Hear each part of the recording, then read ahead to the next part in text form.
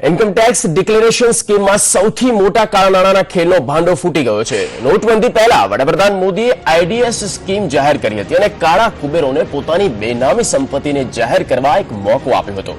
આ તકનો લાભ લઈને અમદાવાદના જોધપુર વિસ્તારમાં રહેતા મહેશ શાહે અદદ 13,860 કરોડની રોકડ રકમની જાહેરાત કરી હતી અને ઇન્કમ ડિક્લેરેશન ફોર્મ 2 ને પણ ભર્યું હતું, જેને આવકવેરા વિભાગે માન્ય રાખ્યું હતું।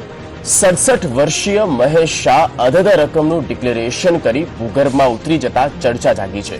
આ મહેશ શાહે આઈડીએસ સ્કીમના છેલ્લા દિવસે રાત્રિના 11:55 પોતાની પાસે 13,680 કરોડની કેશ હોવાનું જાહેર કર્યું। આટલી મોટી રકમના ડિસ્ક્લોઝર બાદ આવકવેરા વિભાગની પણ ઊંઘ હરામ થઈ ગઈ હતી। ત્યારબાદ આવકવેરા વિભાગે 30 નવેમ્બર સુધીમાં 1,560 કરોડનો પ્રથમ હપ્તો ભરવા આદેશ કર્યો। નિયત સમય મર્યાદામાં મહેશ શાહે પ્રથમ હપ્તો ન ભર્યો। હપ્તો ભરવા અનેક રિમાઇન્ડર આપવામાં આવ્યા।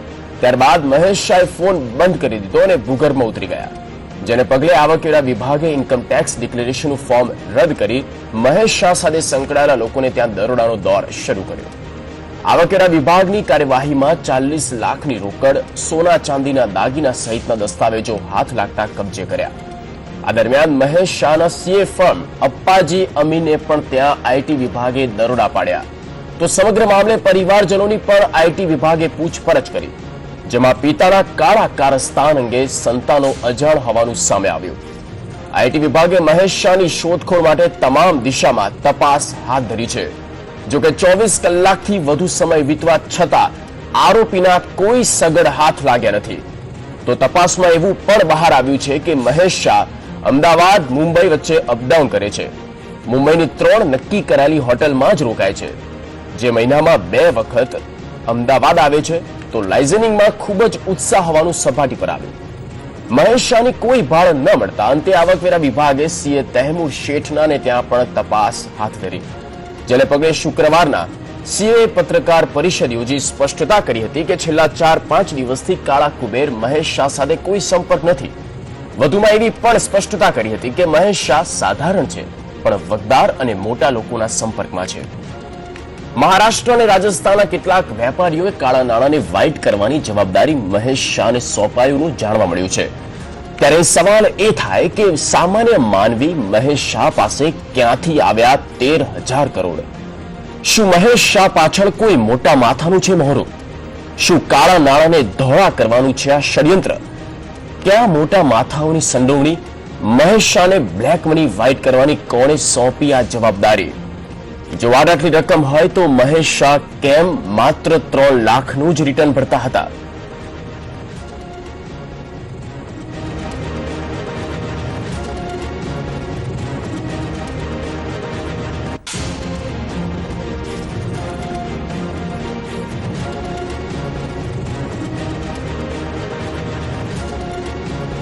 વધુ માહિતી સાથે જોડાઈ ગયા છે સંવાદદાતા બિપિન પ્રજાપતિ। બિપિન, કેન્દ્ર સરકારની જે ઇન્કમ ડિક્લેરેશન સ્કીમ હેઠળ 13,000 કરોડનો આ કાળા નાણાંનો પર્દાફાશ થયો છે, હાલ ઇન્કમ ટેક્સ વિભાગ કઈ દિશામાં તપાસ કરી રહી છે? કેટલા ચોંકાવનારા ખુલાસા થયા છે અને આ જે રકમ છે તેના મૂળ પ્રણેતા મહેશ શાહ પોતે છે કે કેમ, અને નથી તો આ બ્લેકનું વ્હાઇટ કરવાનું કાવતરું કોનું છે?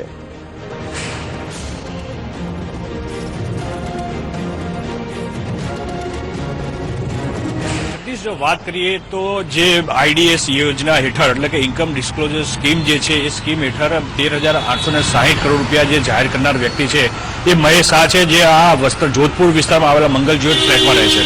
સ્વાભાવિક છે કે જે એની એટલે કે મહેશ શાહની જે આર્થિક સ્થિતિ અને તે વાર્ષિક રિટર્ન એટલે કે ઇન્કમ ટેક્સનું જે વાર્ષિક રિટર્ન ફાઇલ કરે છે તે જોતા એમ કહી શકાય કે તેની આર્થિક સ્થિતિ એટલી સારી નથી કે 13,860 કરોડની આસામી હોય, કારણ કે પોતાનું જે અહીંયા મંગલજ્યોત જે ફ્લેટ છે એમાં પણ 3 BHK ના હોલ એટલે 3 BHK જે ફ્લેટ છે તેમાં રહે છે। સ્વાભાવિક છે કે આવકવેરા વિભાગે તેને શોધખોળ કરવા માટે, કારણ કે 30મી નવેમ્બરના રોજ તેનો હપ્તો પૂરો થતો હતો અને એ હપ્તો પૂરો થતા હતા ત્યાં દરમિયાન પણ તેને પોતાનો આઈડીએસનો જે પ્રથમ હપ્તો નથી ભર્યો, તેના કારણે આ ઇન્કમટેક્સ વિભાગે તેની શોધખોળ હાથ ધરી હતી, પરંતુ તેઓ મળી આવ્યા નથી અને અત્યારની સ્થિતિમાં પણ તેઓ અત્યારે ભૂગર્ભમાં છે એમ કહી શકાય। કારણ કે જ્યાં સુધી મહેશ શાહ આવકવેરા વિભાગ સમક્ષ હાજર નહીં થાય ત્યાં સુધી આઈડીએસ યોજના હેઠળ આ પૈસા જે જાહેર કર્યા હતા 13,860 કરોડ એ તેના પોતાના છે કે તેની સાથે અન્ય લોકો પણ જોડાયેલા છે તે એ ઉપરાંત એમ કહી શકાય કે તેને જે 13,860 કરોડ રોકડ સ્વરૂપમાં રાખવામાં આવ્યા હોવાની જે વાત કરી હતી તે ક્યાં છે અને કઈ કઈ સંજોગોમાં છે એ વગેરે જે પ્રશ્નો છે એ પ્રશ્નો અનુત્તર જ રહેવા પામશે.